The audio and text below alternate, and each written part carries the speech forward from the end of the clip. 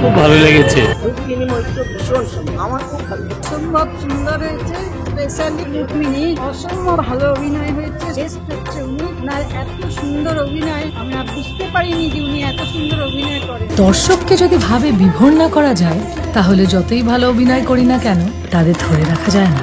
এই যে মায়ার খেলা। অসাধারণ। রুক্মিণী মৈত্রকে এরকম ভাবে নতুন ভাবে পেলাম, এই মুভিতে এইরকম অবতার আমরা দেখে সত্যি এতটাই সুন্দর। উনি এই চরিত্রটার জন্য হয়তো সাধনা করেছেন বলেই আজকে এই ছবিতে বোধহয় উনি অভিনয় করেন, পুরোটাই উনি এতটাই সাধনা করেছেন, সেটারই রেজাল্ট বোধহয়।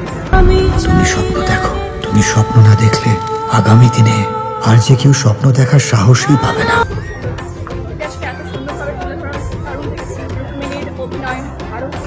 ভালো লেগেছে, খুব ভালো হয়েছে, খুব ভালো। চোখের জল এসে গেছে, অনেক কিছু জানতে পারলাম। নটি বিনোদিনী সম্পর্কিত কিছুই সেরকম জানতাম না। হরে কৃষ্ণ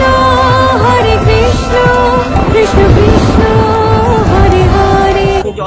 রিসার্চ করা পেছনে যে ওই যে ডেট গুলো মেনশন করা, ইয়ার গুলো মেনশন করা, ইনফরমেশন অনুযায়ী এই যে নতুন জেনারেশন আছে তারা অনেক কিছু হয়তো জানবে না বা আমাদের জানা সম্ভব না, কিন্তু এই introduction to the new generation very important. এটা যে আমাদের মতো সাধারণ মানুষের সামনে যে আনা হচ্ছে, আমাদের এই ওয়েস্ট বেঙ্গলের যে ছোট ম্যাপ উইদিন ইন্ডিয়া, এটা আমাদের দরকার to keep a connection with the past. History is nothing but an interpretation of the past, it's a part of history.